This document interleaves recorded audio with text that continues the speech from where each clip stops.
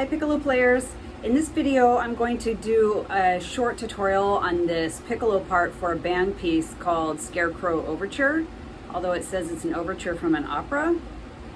So anyway, I'm looking off of a band part, and it's very hard. It goes very high up to high C and even D. It says it goes at 178, which is insane.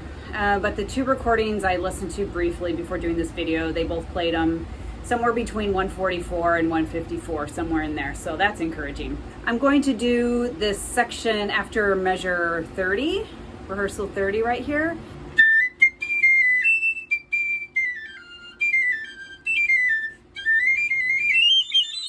The biggest thing that's going to help you not blow out and get the thing, which is very, very common, is not to overblow as you ascend.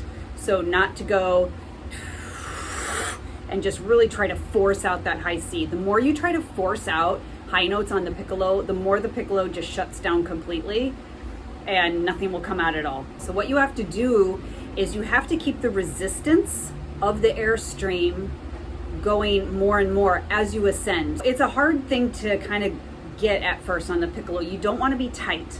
Like you don't want to squeeze down or clamp down on the airspeed, but you do want to add resistance. So when I go up, my top lip and bottom lip kind of come very forward to close off the aperture, and that will increase the speed.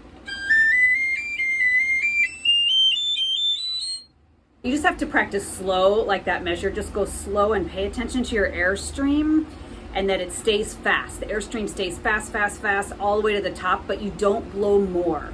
So your airstream quantity does not widen, but it just stays more compressed as you go up to the high C. Another thing that will help is when you get up to A, B, or AGA, those are kind of, and I have a little bracket here, that's kind of my anchor point. That's tricky in the fingers, AGA.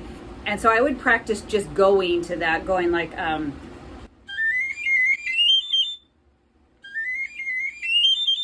so really the AGA as like your focal point of what you're going for. If you get AGA out, you're probably going to get the rest out as long as you don't overblow. Oh, and the other thing with the A, you want to keep your right hand pinky down as you go up all the way through high A. Keep it down. The A doesn't come out very well or sometimes at all with the pinky off. So as you're going up, you're keeping your right hand pinky down, yaga, daga, daga, daga, daga, daga, AGA, and then B and C, pinky is off. And then the other spot that's really hard is on the second page of this, before rehearsal 130. Starting like pickups to this 3-4 right here.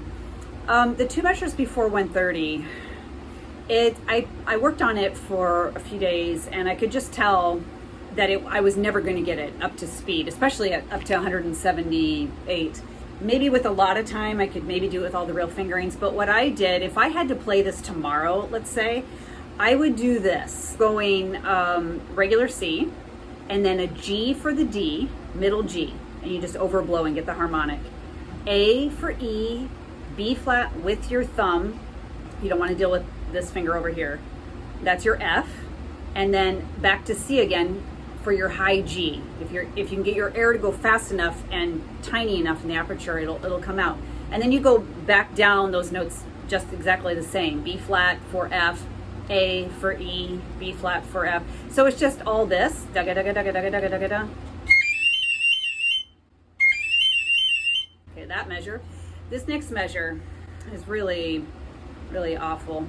So you've landed on C for G, and then I would still keep harmonics. B flat for the F, and a C for the G. So it's been all harmonics up to then. When you get to the A, you have to switch to real fingering. You're out of harmonic options at this point on the piccolo. So real A, and then when you get to B, A, B, C, the last little flourish here, I tried for a long time to do, well, for the couple days I practiced it, the real fingering, but it's just too fast and clunky. So what I ended up doing, kind of figuring out, was just doing the two trill keys once I got to, from here, A, and then to get to the B natural, I'm just putting the two trill keys down from A. It comes out B flat, but you know, who cares? It's just like dog whistle sounds up there. So high A, and then from A, I'm putting down the 2 trill keys, and then back to the A. So ya da da da, and then you have C, high C, which you have to do the real fingering. When you get to the high D, don't even bother trying to play real fingering. It's not going to work out, and it's way too much effort for no results. So coming from the C to get to a high D, all you do is you just take the first finger off, and it's just 1 squeak higher sounding. So like if I just play that high C, let's see if I can go right on it. I'm going to go through slowly these 2 measures plus that high D.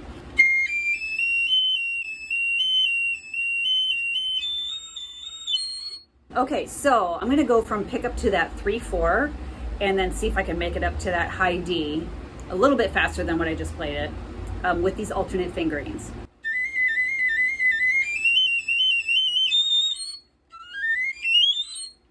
It's a little messy, but with the whole band, it'll come out okay with that just brilliance on the top.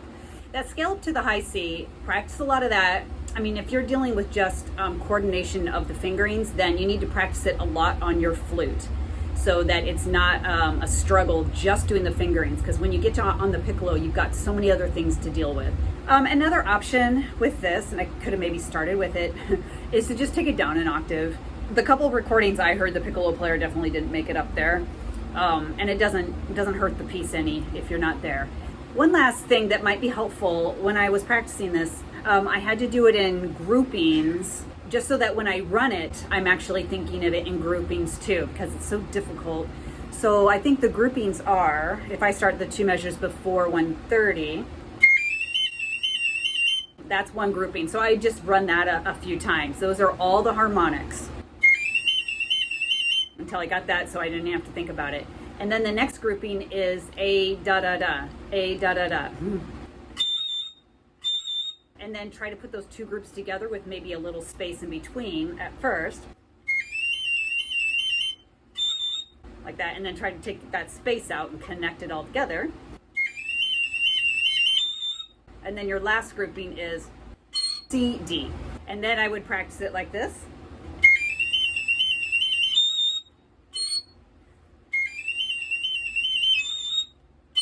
Like that, and then try to glue all that together. But you really have to have a handle on your airstream and do a lot of high register exercises on the piccolo. I did a video on the exercises I use for myself when I have to play something really high, and I'll link that in the description in this video if you want to check that out. All right, good luck with this very difficult piccolo part. If you have any questions, comments, or clarification or whatever, please just put it down into the comments and I will for sure get back to you. All right, good luck and happy practicing.